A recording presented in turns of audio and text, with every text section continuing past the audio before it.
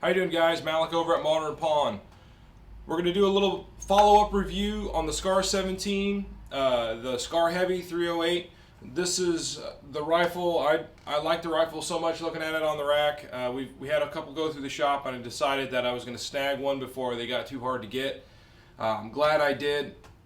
Absolutely in love with the rifle. We've been hunting with it now. I think we've killed somewhere about, 30 pigs with this rifle. Everybody shot it. I think everybody's got a chance to kill a pig with it, and everybody loves this rifle. Let me give you a quick breakdown on how I got this rifle set up for hunting.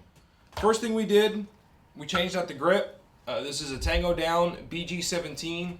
The rifle will take pretty much any standard AR-15 grip.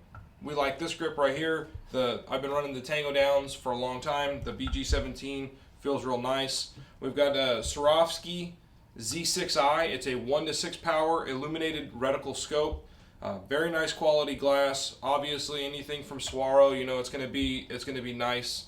The fast throw night to day brightness on the illumination is really nice as well. LaRue throw lever mounts.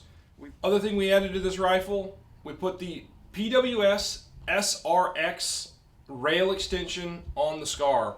This is a really nice piece of hardware that you can add to the rifle. It doesn't cost a ton of money. It gives you a little bit more real estate up front.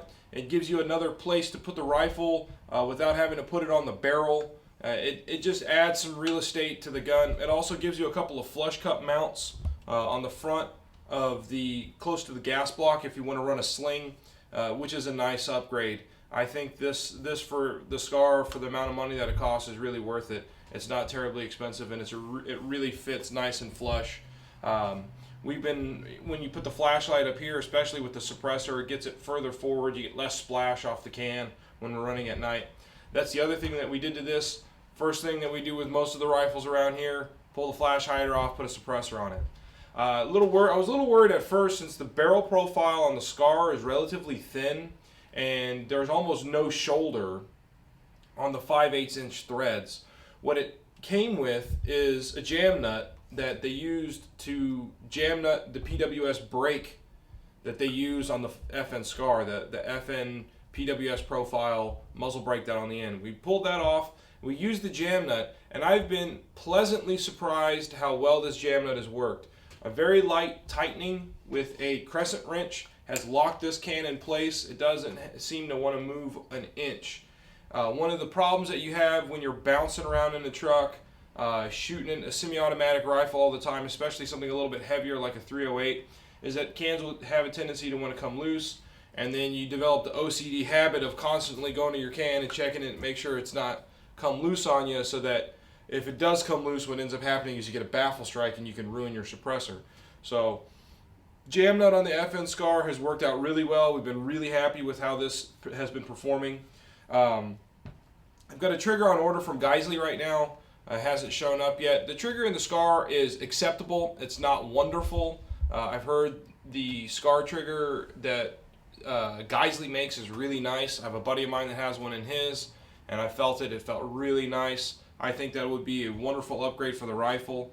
I'm waiting on that to show up. We'll give you some reports on that later. I would do some accuracy testing for you guys, but there is no ammunition available that's worth a crap to do any accuracy testing with. We've been using the Privy PPU surplus 145 grain bullets for the most part, and I can shoot 3-inch targets at 200 yards all day long with it, which is 1.5 MOA out of non-sandbag hold, truck hood or truck rear view mirror, or sticking out the side of the truck hold. 1.5 at 1.5 MOA, or 3 inches at 200 yards is plenty accurate. This rifle's dumped some really big pigs. I'm talking 400 pounders. I think it's already shot 2 pigs that were every bit of 400 pounds with this rifle right here. One of the other things that we did with this rifle is the factory configuration. When you pull them out of the box, is that the charging hand is on the left-hand side. I don't like the charging hand on the left-hand side. I tried running it like that for a little bit. It got in my way. I decided after about 5 shots with the rifle, pull the bolt, flip the charging handle to the other side. It's really easy to do. All you have to do is take the stock off and the lower unit, the bolt handle comes to the rear. You pull it, switch it over to the other side. It goes about as fast as I just described right there. Very, very nice. For me, when you're running, what we do is a lot of hunting out of the truck. Sometimes you're in a compromised position because the pig's coming back this way, and you got to get an odd angle on the gun or whatever it is. You don't always get that nice perfect grip hold up here, and that charging handle does get in the way. One of the other minor gripes that I had about this rifle was when running it with the Pws 22, you get a little bit of splash of light from the gas port right here. Right here at the gas block, I don't know exactly which hole it comes out of, but right in here, one of these holes, as the rifle is firing, puffs a little gas. It doesn't. I haven't felt it on my hand. I haven't felt like, oh, it was going to burn me. You can see right there that it is kind of like got a little char going on that front sight. It's like hitting that front sight right there. So it is coming out somewhere right in here. And if you guys aren't familiar with what a Pws 22 is, it's a front-mounted night vision optic.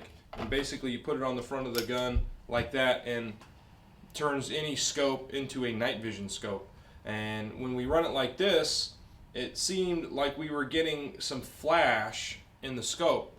And what happened was, this is an auto-gated model, it seemed like it would bloom out a little bit on the night vision, and it would take the night vision a little bit of time to recover.